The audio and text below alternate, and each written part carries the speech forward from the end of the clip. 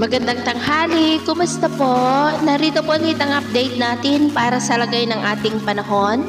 na kung saan sa ngayon po ay patuloy pa rin natin na binabantayan ang LPA na nasa silangang bahagi po ng ating bansa, particular na po dyan sa may Mindanao. At sa ngayon po ay tinataya na nasa layo po ng 351 km east of Bislig sa may Surigao del Sur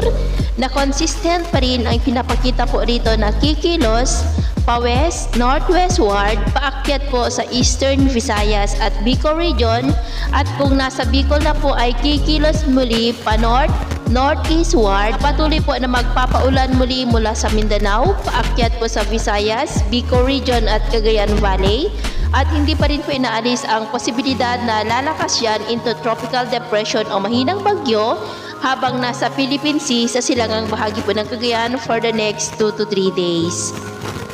Pero posible pa po na magbago ang forecast na ito, kaya patuloy lamang po tayong mag-antabay sa mga susunod na updates. At ito naman po ay pinapakita ng forecast model na atin pong ginagamit hanggang sa susunod na 2 linggo. At para naman po sa lagay ng ating panahon ngayon, maliban po sa LPA ay patuloy pa rin ang pag-iral ng amihan sa malaking bahagi po ng ating bansa.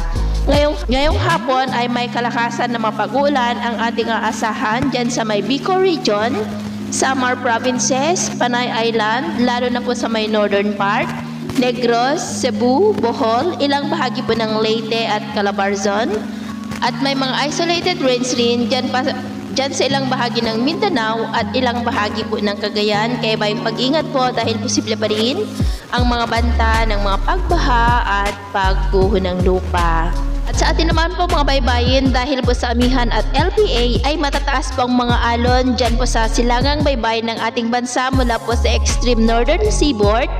pababa po hanggang sa seaboard ng Davao Region na ang mga alon po ay posibleng aabot hanggang po sa 3 to 5.5 meters height. Iwasan muna natin ang papalaot sa mga may kulay pula para po makaiwas tayo sa mga sakonang pangkaragatan. So, yun po ang latest update natin sa araw na ito. Ito po muli si Gems na nagsasabing sa kahit na ng pagsubok po na darating sa ating buhay, huwag po tayong mawawalan ng pag-asa. Thank you and God bless!